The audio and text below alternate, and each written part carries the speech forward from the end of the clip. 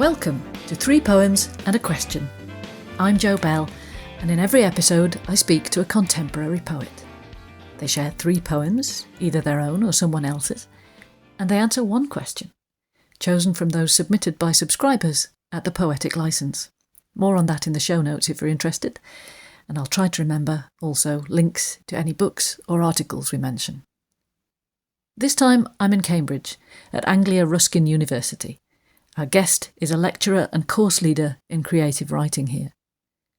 Jon Stone is a poet, an academic, an editor, and an innovator with a uniquely active approach to making and publishing poetry. If you know the beautiful books of Sidekick Press, or if you've seen issues of Fuselit, the journal that used to include all sorts of extras and surprises, you'll know that he and co-editor Kirsten Irving have high production values and a fondness for all things hybrid. Poetry in graphic form, poetry with moving parts and more than one author, and above all, poetry that requires you to be a participant, not a passive reader. That's what these publications are all about. They're beautiful and mischievous. At the centre of Jon's own writing practice is ludokinetic poetry, which isn't just playful, but requires you to almost literally play it. 2 different readers might get a different sequence of words, or you might have to solve a poem as well as read it. You'll see an example in this video, and you'll hear some of Jon's latest poems. I warn you now that the sound quality is not great. We roamed the corridors of the university, looking for somewhere picturesque, somewhere that didn't echo or have a background noise, and as you see, we failed on all counts. Hopefully, you can still hear what we were talking about. Listen on for some deep thinking about what poetry can do and a unique insight into the slang of 17th century thieves. I'm interested to know more about ludic poetry, and I think a lot of listeners won't know what ludic poetry is, where it began. Is it an ancient form? Is it new? Give us a potted history. Well, I mean, ludic it sort of means playful, or it's to do with rules. It's a word that tends to be used to describe anything games or game-like. So it's not that there has been a consistent category, say, of ludic poetry that we've talked about for years, or people talk about for years, but that all poetry has some ludic quality to it. There is some sense in which you are playing through a text, you're working your way through it, you're engaging with it. And when we talk about ludic poetry, I guess we're talking about poems where that quality is turned up slightly to the point where it's noticeably more, it involves more playing, more kind of working out than conventional poetry, say. And it does go back a long time. I don't have all my notes with me, but you can go back to the Jon Stone, I think, which it's questionable whether it's a poem or not, but it's text that goes around in a circle, so you have to actually kind of like turn the stone around maybe to read it. So you're doing something more than just sort of interpreting or reading a text. You're becoming sort of physically involved with it as you read it. And then there's a great book by Dick Higgins called Pattern Poetry, which traces forms of poetry that is similar to concrete poetry and visual poetry forms, where you actually have, where the shape of the poem or the visual element is part of the meaning, it's part of the reading, or where he has a category called labyrinth poems, where there's multiple ways of reading text. Those go back a long way, and in lots of different languages as well. And an interesting little thing called leonine verse, which is associated with spells and things like that, where you'd have a line of text that sort of splits in the middle. It goes up and it goes down, and depending on whether you take the top route or the bottom route, the line you read is different. So you have all these examples going way back of poetry, verse, or texts that require you to get involved at the level, at the physical level of the text in some way, or to kind of choose a way through. As we spoke, I realised that I've written a ludic poem, and here it is on a stone in the Peak District. It's made of sheepdog commands, because this is a place where sheepdog trials are held. As you read the word walk on, you're on a footpath which has been very important to the political history of rambling in Derbyshire. As you read the words take time, you're looking at an Iron Age hill fort. And on the back of this stone is a grid reference which should take you to another stone with another poem written by my friend Anne Atkinson. On her stone is a grid reference which takes you back to this stone. My grid reference is wrong, so that makes it a little more playful. It's got the qualities of an object, not just of a missive or communication. Here's an example of what Jon means. This is his nested poem, Undressing. And as you can see, it's literally multi-layered. 3 poems nested one inside the other. He says that originally he wanted to do 6 layers, but the effort and the mechanics of making them all fit together, making each of them intelligible, and keeping some kind of poetic integrity for each incarnation of the poem was just too much to handle at one time. The medieval scholars of Toledo, when they were translating the Almagest from Arabic, they got a thing called Almagest disorder because they were reading Latin left to right and Arabic right to left the whole time, and eventually apparently they began to levitate. Right. So you may find that happens to you. Yes. Yeah, when you get to the 6th layer. Yeah, I can imagine it going that far. Time for poem number 1. And Jon chose the first poem from his recent collection, Sand Snarl, published by the Emma Press. And the first poem sets up the conceit that runs all the way through the book. It's called, wait for it, The Thula of Sand, whose mouth hovers eternally above a cup of mead, orates the beginnings of the age of sand. Before there was a now, there was a jar.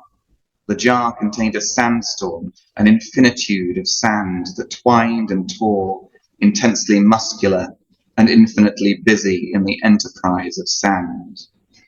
It lingered in a storeroom on a lip of shelf behind some milk crates, a small and secret thing, till someone missed their step or lost their grip, delivering a tremor that impelled a teetering.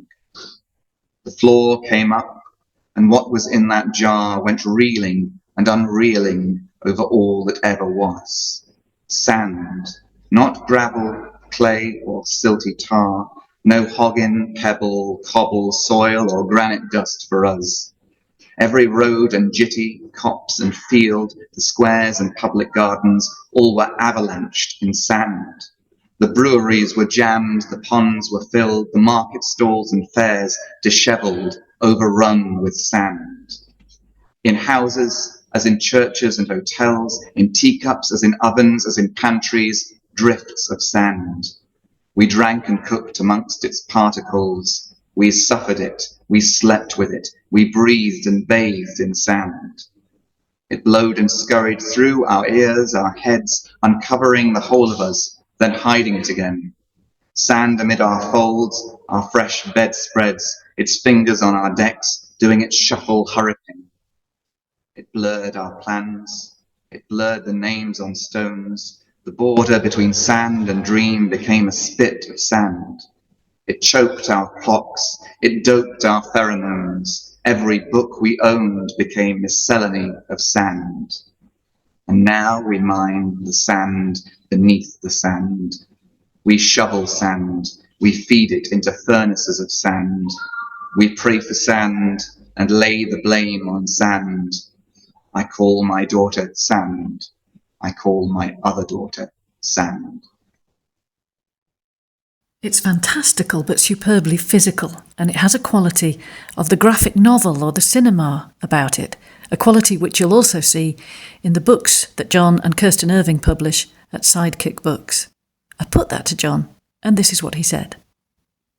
What drew me to poetry, I think, most strongly was the idea that you can be, because of symbolism, because of metaphor, you can be realistic and talk about aspects of your life, aspects of experience, at the same time as talking about as being in the fantastic. And I grew up in the 80s when Reagan had just changed the rules, I think, in the US so that toy companies could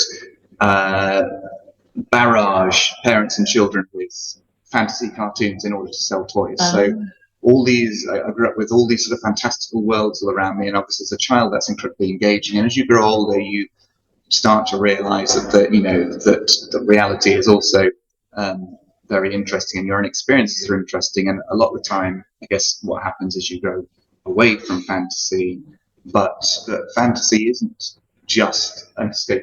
It isn't just like a completely different world that's separate from mundane reality. It's a sort of configuration or a way of talking about things that isn't literal. That where you don't say what happened, you speculate on different arrangements of matter, different ways things could be, in a way that allows you a perspective on reality. That it's freeing. Like to me, it's incredibly freeing in terms of in terms of the way it affords you thought. The whole sand metaphor and sand smell that runs through it. There are multiple things it could be that I'm sort of, clawing at all the time, all the way through it, because it's partly written during the pandemic as well. It was partly written off the back of a very intense breakups, events in my personal life. And without mentioning any of that directly at all, I found that these poems were a way of talking about that and understanding it myself, that hopefully you can only ever be hopeful because you don't know for certain, leaves like a lot of room for other people to find things that are relevant to them. But the sand there gives us overwhelm. It could be mental health. It could be heartbreak. It could be world war. It could be political repression. There are so many things. And by using a really impossible scenario, all those things become possible inside it. So things become other things is, an approach to understanding life and reality and experience, right? Like things are things you. So what you do is you learn, you build connections between all these sort of disparate notions and concepts and individual experiences. So of course, like that's what poets do, because we're trying to construct all the time an account of what life is and what reality is, which can be meaningful to the unknown reader. Yes. So even they're on the same mission, but coming at it from everyone starts in a different place and tries to find a way of meeting in the middle in terms of like being able to, because we want to pass on information to each other as well. I wanted to know about your first steps in this kind of writing, and what those first experiments looked like. Where did it start? How did you begin? It's quite hard to pinpoint an exact starting point. When you mentioned Fuse Lips, which was a small magazine that me and Kirsty put together for some years, and as we started to explore what we could do with Fuse Lips, we started to make ideas for specific challenges we would set poets and do them in a sort of supplementary booklet. We made some little poems and put them in this tiny pamphlet that came with Fuse Lit. Yes, because surely we've both been on the other side of that, right? When we're making poems ourselves, it is different to reading poems, but also sort of when you combine two different activities, or two activities that you would normally do in separate contexts, you're creating some kind of like link between them. Synaptic connection. Poems number 2 and 3 are both taken from Jon's work in progress, a book that he doesn't yet have a publication date for. And to make the most of them, you'll need to know a little bit about the slang or cant used by 17th century thieves. So, a bobstick is a word for a shilling. Catchpole, that would be a sergeant or bailiff, so someone who arrests people. A charm is a picklock. A featherbed lane is a rough or stony road.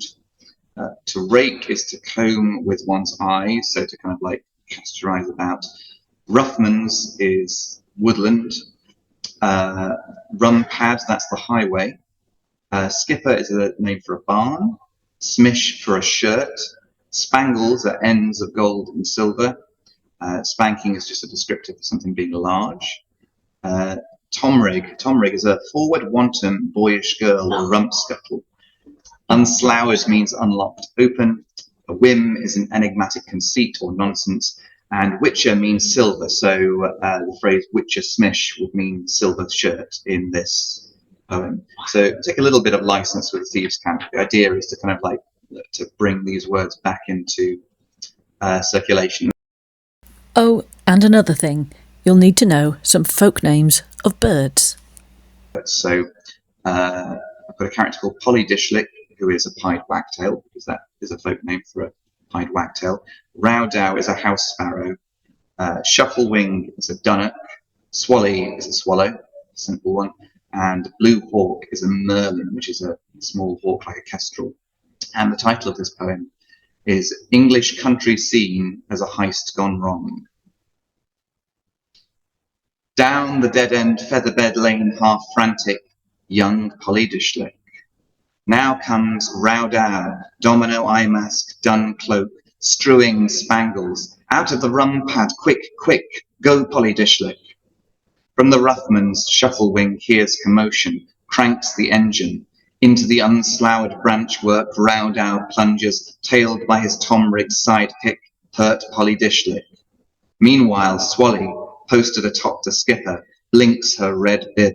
Shufflewing spies the signal, cocks head, shifts her grip on the sun-warmed walnut. Rowdow jolts and hops like a fumbled bobstick. Where's Polly Dishlick? Catchpole Blue Hawks hop to the scene, gets raking. Swally makes a dash for it, turns to 2, 4, 7 Swally, scything the meadow ryegrass. Rowdow stops stiff, Shufflewing sweetly swearing. Lost like charms and whims in a spanking hayrick, poor Polly Dishlick. Hard luck, dusklight nuzzles the moss-gloved limestone. Hard luck, Blue Hawks picking apart a witness. Hard luck, cronies, whistles a southbound Swally. Hard luck, cronies, Shufflewing necks a pillbug. Rowdow smooths his waistcoat. But look who's chanced on such a witcher smish of a brook, such music. Naked plunder, worth every pang and pinprick. Right, Polly Dishlick? The velocity of that poem. It is a puzzle to be solved with all that language. Yes, you have to go back to the glossary and like insert the words back in order to decode it. It's in Sapphics as well, which is like discovered is a really good rhythm for that, having that kind of like constant plunging forward. If you want to write a heist scene, a kind of frantic scene, it's a really nice form for that. You couldn't read that poem slowly, I don't think.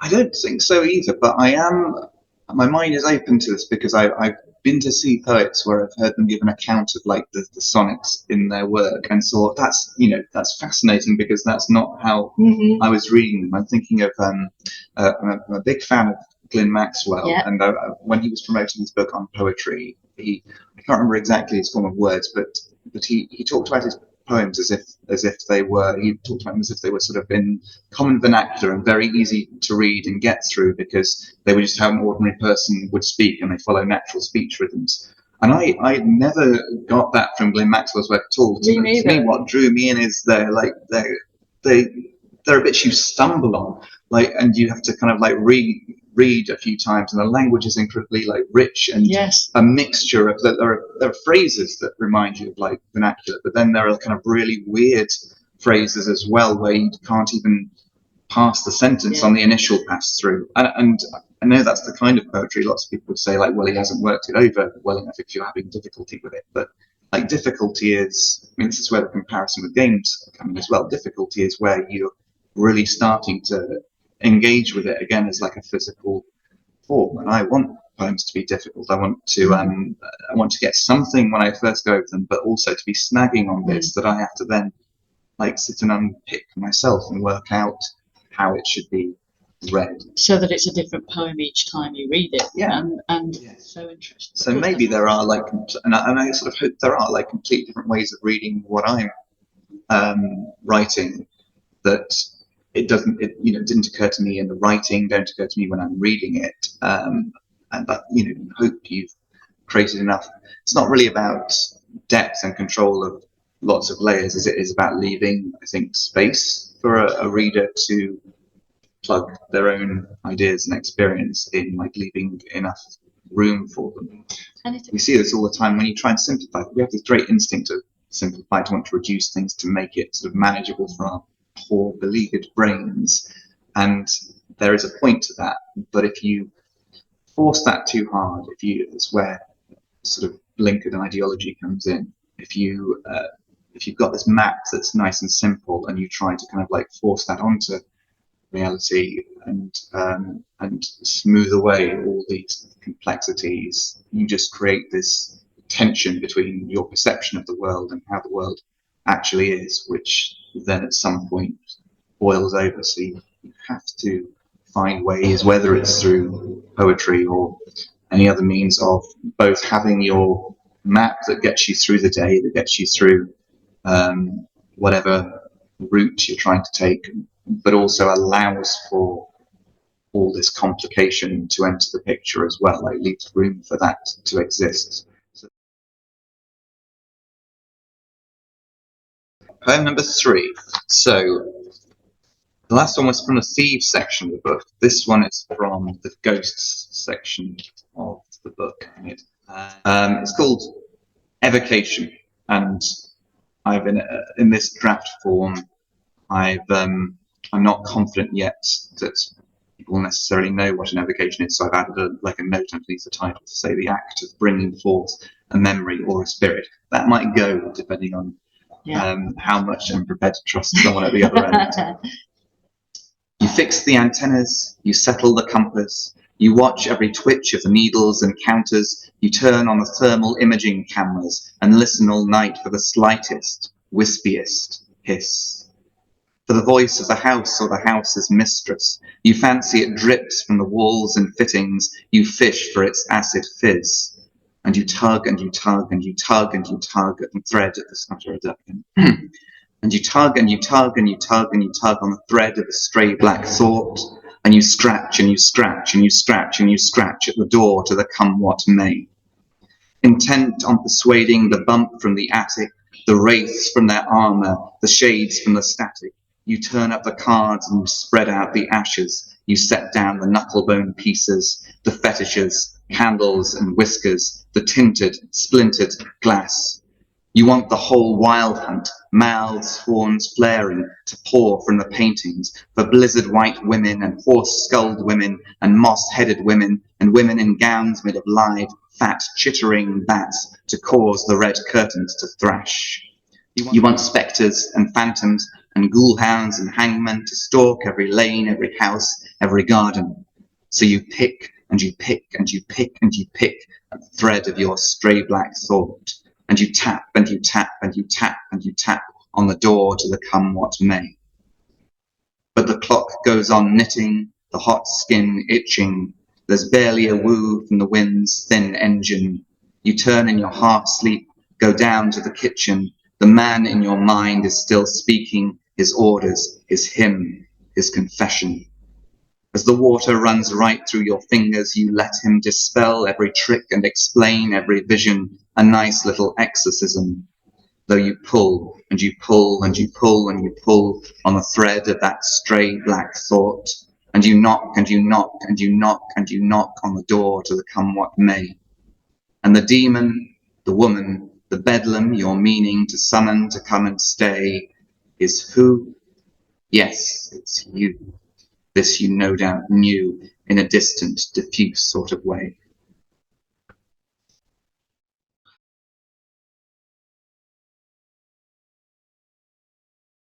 You've partly answered it to some extent, but the question is, what does ludic or ludokinetic poetry allow you to do as a writer that more static forms don't permit? I guess, what does it offer us in a way that poems on the page in the traditional sense don't give us?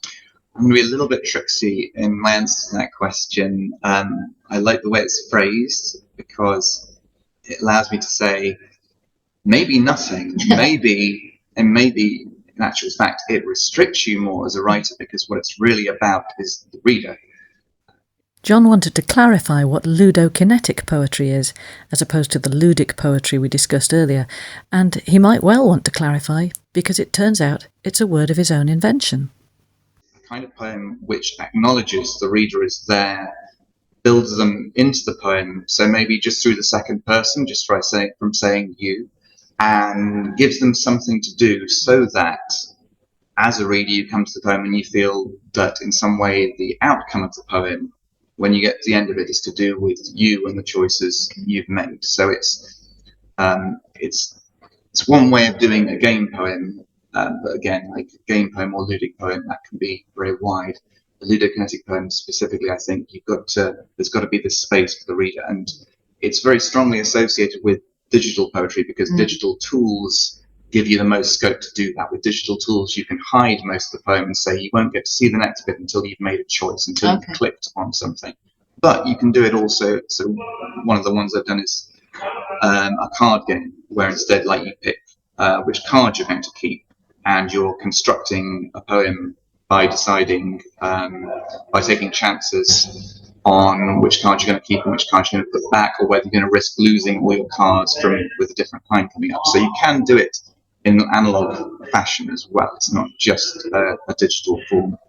It does usually challenge you to do something, to make choices, and to bring your own reading to it as well. But that is what I think all of us in different ways should be doing with poetry. And we worry a lot about the fact that poetry doesn't have a huge readership. But when I look at the other things that I involve myself in that do have huge audiences, like computer games have massive audiences. Every game released, even like by a small team, has huge amounts of reviews, and people are playing around in the reviews, talking about what they did in the game. What Jon's saying here is that a reader can have agency in reading a poem in the same way that, for instance, a video game player has a response and a part to play in the playing of that game. Those forms give people a way to be expressive, not through being the author, the producer, but through being the person who encounters them. They have affordances that mean you can discover something about yourself through playing the game, or if it's popular TV shows, it's the fandoms around that all the time. In fact, you then join like a group of people who discuss it, and it's theory craft and make fan fiction and all kinds of things like that. It's giving you room to use the media product, whatever it is, to be creative yourself. And poetry should be able to do that as well, but we have a slightly constricted culture, I think, around it, where we ask people first and foremost to just acknowledge it and worship it slightly, just to go kind of like, this is great, I'm blown away by it. I think we should put aside being blown away, take for granted that lots of things are interesting, lots of things will always be surprising to us, not just artistic creations, but the natural world, other people, that it should be a normal condition of your life that every day you're experiencing things that are enjoyable and surprising and help you see things differently. So it shouldn't be presenting poetry as if there's something unique about the fact that it makes you feel that way. It should be presented as an opportunity for you to grow by engaging with words on a page, or words spoken aloud, or words on a screen, and to find out and to advance your own journey through life as a reader. And so ludokinetic poetry, the reason I came to that is I wanted to kind of pin down a form that forces that a little bit more than conventional poetry does, that really up front says this is what this poem is about. It's about you. You're in this poem. What are you going to do now you're in the poem? I was thinking, why do I look forward to playing a game? Why do I think it's a relaxing thing to sit down and play a game, or is it like an enjoyable thing? And what kind of poetry do I read that's closest to that? Why is it I don't feel that way all the time about poetry? Like, I love poetry, I want to buy books. Why do I feel more hesitant, or more like it's a job? It's a test. It's a job to read it. I think some of that is embedded in class, and how we think poetry is something we should tug our fall on. Yes. And I think that what you're doing is rather generous, in that you're not saying, I am the great poet, hear my wisdom. You're saying, Shall we play a game together? Conversation. Yes, and I want to add that I am not setting myself up in this way decrying other poetry, because I think poetry itself is often open to that. I've realised that it's so much to do with the presentation, but actually, like, a lot of the time, poetry is very open, leaves a lot of room for you as a reader, but the packaging and the culture we have around it is what means you know. Comes with baggage. Yeah. So, for example, Paul Celan was one of the poets that I first, like, one of the first poets I really, really enjoyed reading. I'd like get a new translation of his work, try and get a bilingual edition, and really like dive into it. And it was partly because I was ignoring all the sort of the fact that he's a Holocaust poet. I wasn't thinking seriously about it at the time. I put that to one side. And just approached it, his poems, as these micro worlds, these weird, unfathomable, tiny shards of something. And I think I don't want to take away from the fact that from his experiences and what he was writing about as well, and the fact that those experiences took his life eventually. But if you push too hard at this idea, like you're meant to be reading a Holocaust poem, you're meant to this relate is the prism through which you must read this poem. And your job as a human being is to be like is to just bow your head before this huge historical event and how important it was and how terrible it is, and acknowledge and praise this person for writing about it and understand their experiences. It does sound like a lot of moral instruction. There is a good argument for it, but you can't do it. You can't sustain all your life kind of awe and I can't think of the word, but just before all this stuff that's happened and all this experience. Yes, exactly. That's the word. A subservient relationship. You have to feel like you're active and that what your experience matters and your ability to make sense of the world matters.